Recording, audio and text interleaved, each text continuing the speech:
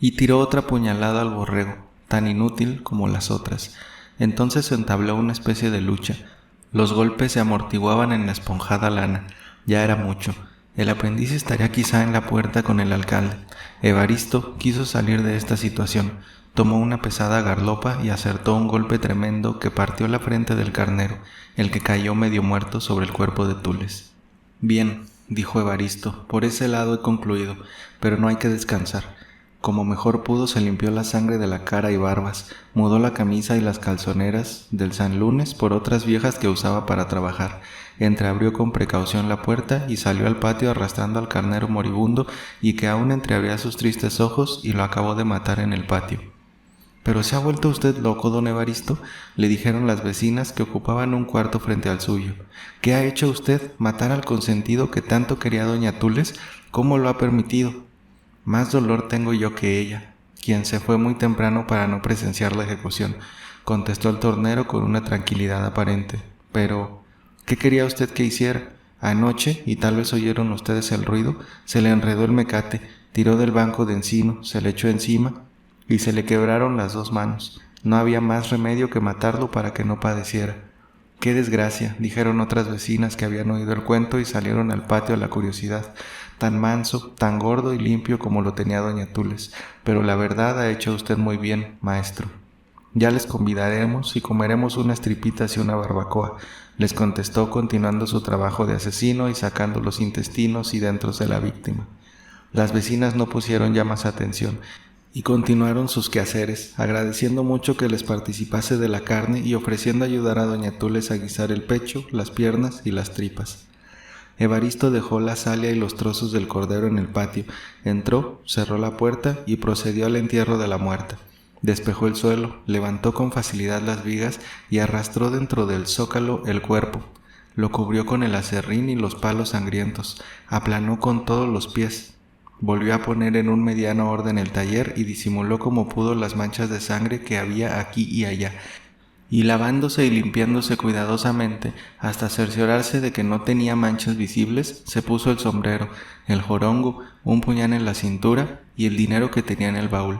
Salió del taller y al pasar por el cuarto de la casera le dijo: «Óigame, doña Miguelita, si el aprendiz, que se fue de madrugada por la leche, vuelve, dígale que me espere en el patio. Voy un momento a casa de mi compadre. Mientras le dejo a usted la llave, no se la dé usted más que a Tules, que volverá muy pronto». Número 21. En el mercado. Haciendo Juan un esfuerzo para disimular, salió del taller tranquilo, pacíficamente, como lo hacía todos los días, tirando por alto su jarro vacío y recibiéndolo en la mano. Una de las vecinas que andaba por el patio tendiendo la ropa le encargó la compra de su leche y al darle el traste y el dinero le dijo: «¿Qué te ha sucedido que tienes la cara manchada de sangre?». Juan se puso pálido como un muerto, dirigió la vista hacia donde la vecina indicaba la mancha, notó unas escoriaduras y cortaduras en su mano y tuvo la viveza de responder: «Me corté con los fierros trabajando».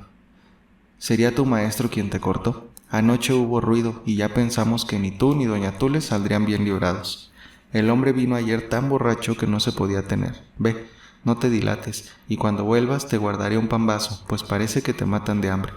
Juan, en efecto, poseído de una especie de locura, corría tanto como se lo permitía su edad y la fuerza de sus piernas. Lo que quería era alejarse del taller fatal y los esfuerzos que hacía le parecían pocos. Se le figuraba que Tules desnuda, sangrienta, enseñando sus abiertas llagas, lo seguía, y detrás el maestro, con el formón levantado.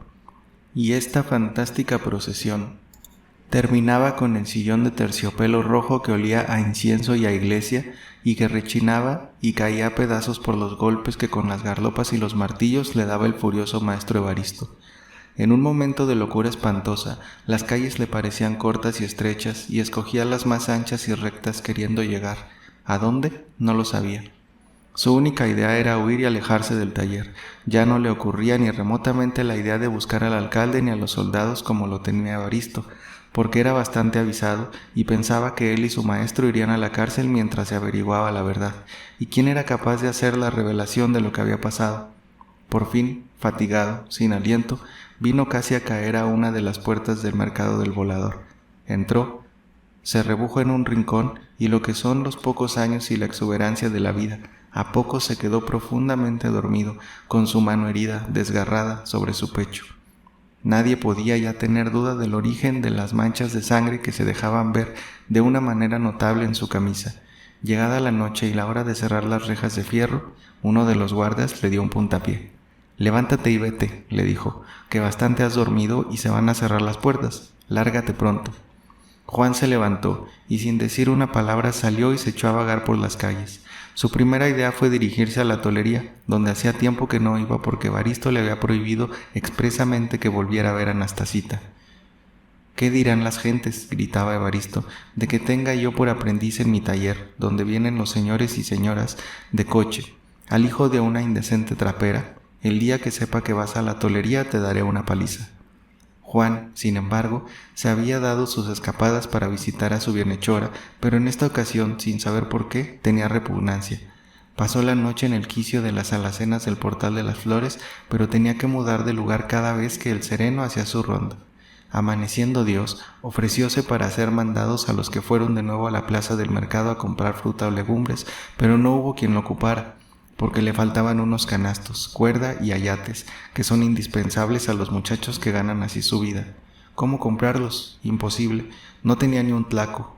Había salido con lo puesto de la casa del maestro. Además, su mano lastimada y su camisa con sangre daban asco. El día, pues, lo pasó vagando en la plaza, comiendo hojas de lechuga, troncos de col y cáscaras de fruta. 4 o 5 días pudo vivir así, pero no era posible continuar. La indigestión y el hambre lo habían hasta desfigurado, y no solo no podía ya correr, sino que trabajo le costaba andar.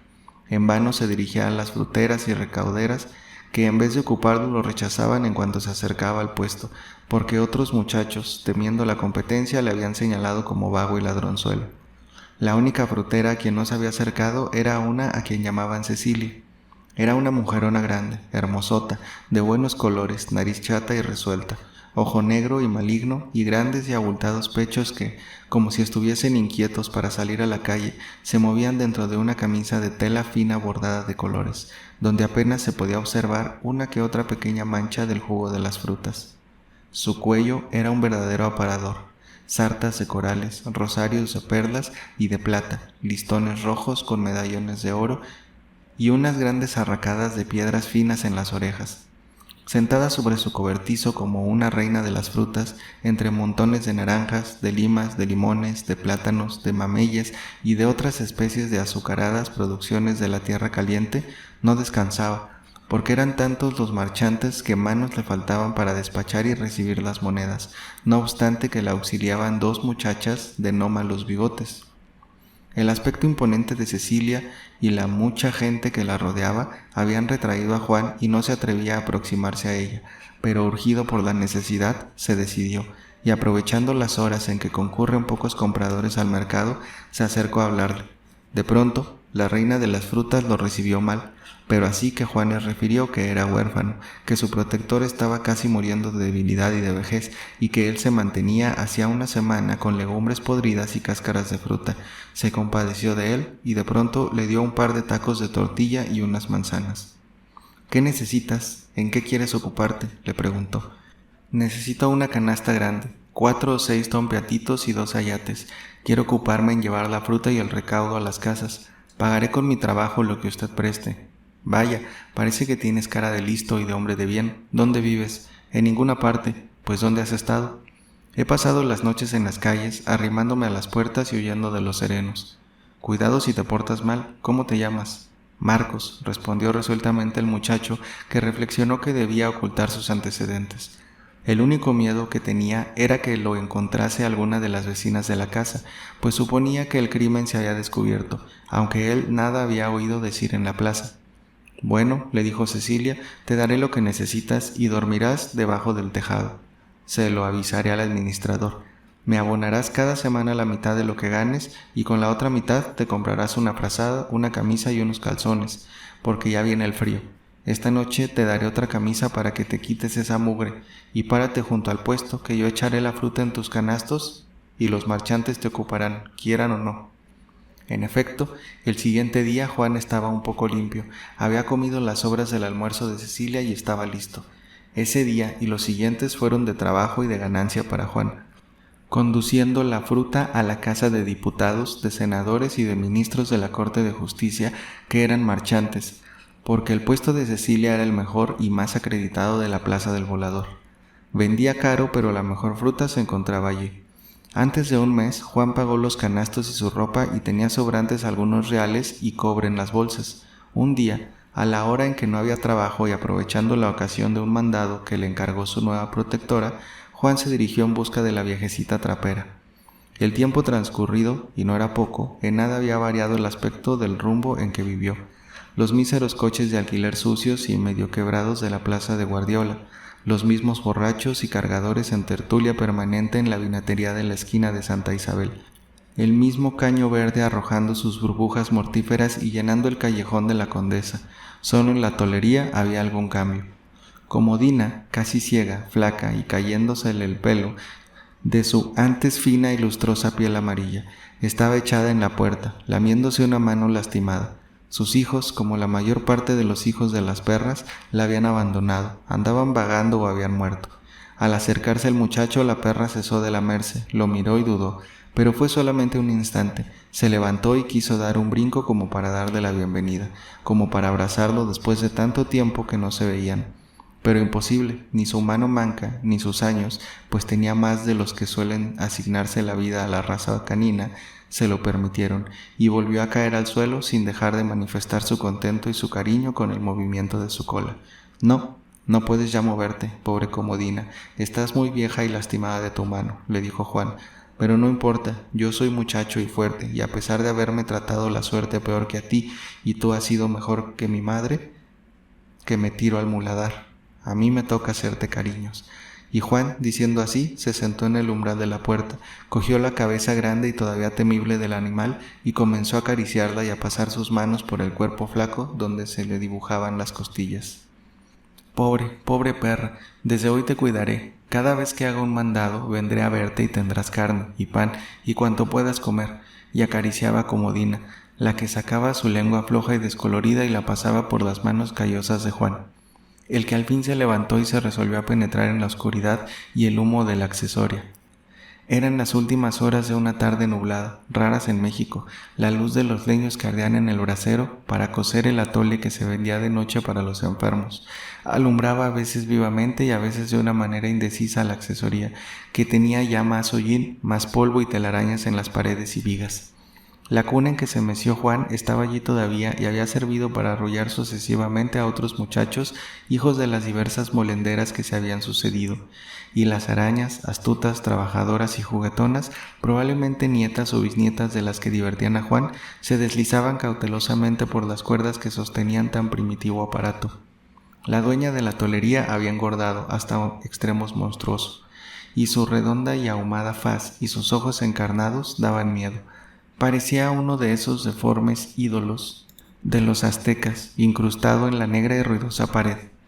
Nastasita, por el contrario, era una bolsa arrugada y apergaminada donde no existían más que los huesos. Milagro que hubiese vivido tantos años, acostada en ese mismo rincón y quizá en los mismos petates y tapada con una frazada, asomaba una cabeza escasa ya de pelo y cana. Pero en su fisionomía flaca y cadavérica estaba impresa la bondad y la resignación, lo mismo que Comodina. Luego que reconoció a Juan, quiso incorporarse y abrazarlo, pero imposible.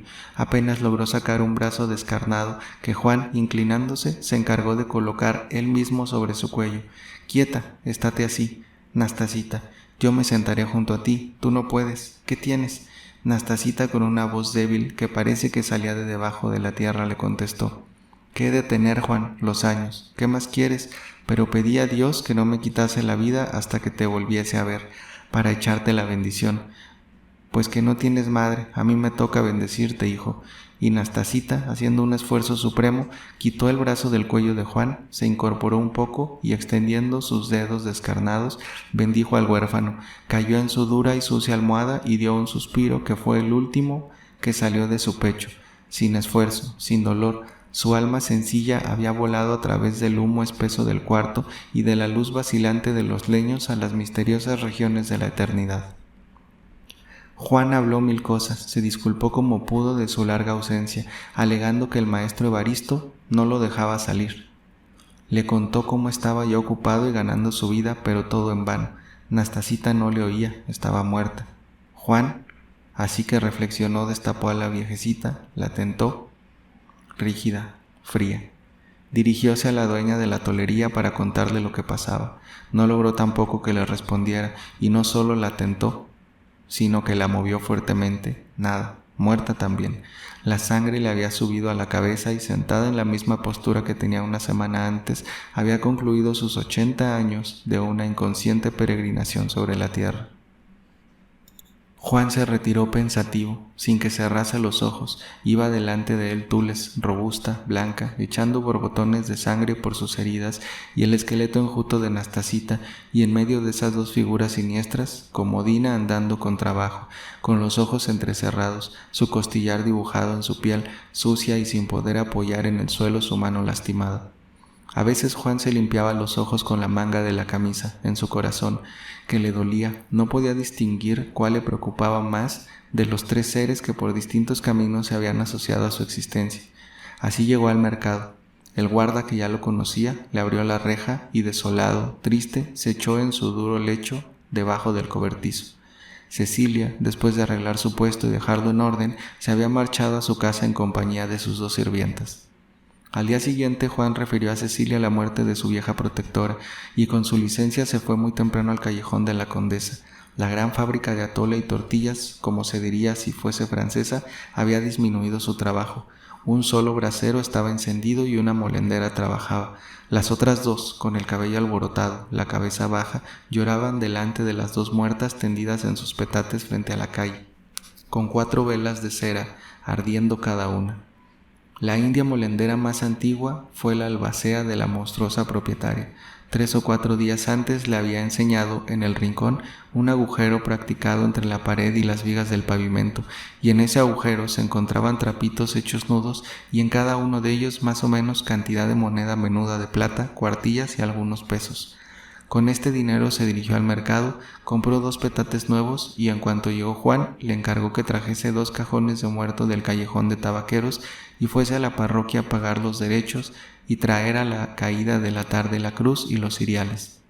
Juan, que estaba ya ejercitado en mandados y comisiones y de suyo era listo, volvió a poco con los cajones y el notario de la parroquia, que temiendo que fuese una burla o cualquier otro engaño, vino personalmente.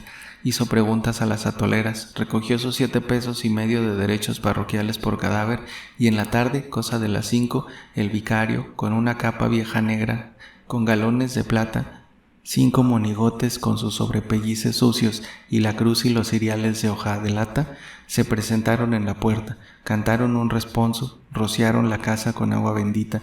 Después los cargadores de la esquina, que acudieron sin que nadie los llamara, acomodaron en los ataúdes a las muertas. Sin más cal, ni cloruro, ni otra cosa, clavaron muy bien los ataúdes y cargaron con ellos. El padre y los monigotes se echaron a trotar delante por la calle de Santa Isabel. Los cargadores los seguían trotando también, y Juan, cansado, y la pobre perra Comodina cojeando, apenas podían alcanzar este entierro de pobre. Llegando al cementerio de Santa María, se hicieron 2 agujeros profundos hasta que brotó el agua. El vicario cantó otro responso. Regó los negros ataúdes y las tristes sepulturas con agua bendita, y Juan vio hundirse en la profunda tierra los restos de aquellas mujeres que habían sido el consuelo y el abrigo de sus primeros años.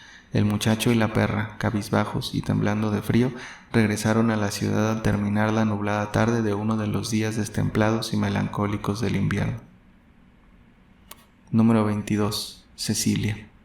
Juan, sin haber aprendido religión alguna, sin tener nociones de la moral, ni más enseñanza que los rezos que oía murmurar a Nastasita y las ceremonias de la misa, a la que rara vez iba, creía en la providencia, y sentía en su interior alguna cosa neta y fuerte que le hacía distinguir las buenas de las malas acciones, que es lo que se ha convenido en llamar conciencia.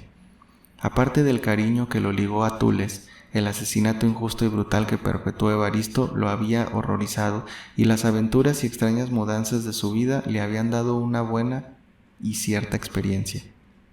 Si se le acababa un apoyo, venía indispensablemente otro a sustituirlo. Esto le hacía pensar que algún ser desconocido y misterioso velaba por su vida. No era un cuento que le habían contado como cuentan a todos los niños. A él, Huérfano, amamantado por la caridad inconsciente de una india, nada le habían referido. En ningún regazo maternal había descansado. Era la verdad neta y palpable que había pasado por su vida, sin darse él mismo cuenta de estos sentimientos, más tranquilo, pues que no había encontrado a ninguna de las vecinas y nadie lo perseguía, llegó con cierta confianza al puesto de fruta, y al día siguiente, tan pronto como el mercado estuvo solo, contó a Cecilia lo ocurrido.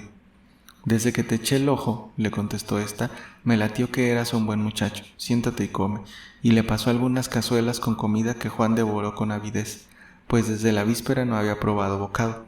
Los huesos y los pedazos de tortilla los tiraba la perra comodina que estaba echada a sus pies. «Calla, ya tienes un perro. ¿Dónde se te ha pegado?». Juan no quiso en aquel momento contar su historia a Cecilia y le respondió simplemente que había pertenecido a la viejecita y que él lo había recogido para que no se muriese de hambre. «Vaya, te quedarás con el puesto», continuó Cecilia, «y desde hoy no te faltará trabajo ni qué comer a ti ni a tu animal. Has hecho bien en traerlo.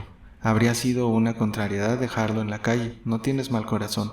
Recoge tus trastes y ve y déjalos a la casa. Toma la llave, te traes un canasto de naranjas, que ya se están acabando las que hay aquí, y los franceses compran para las comidas que hacen de noche en sus fondas. Cuando salgas, cierras bien la puerta, la llave tiene 2 vueltas».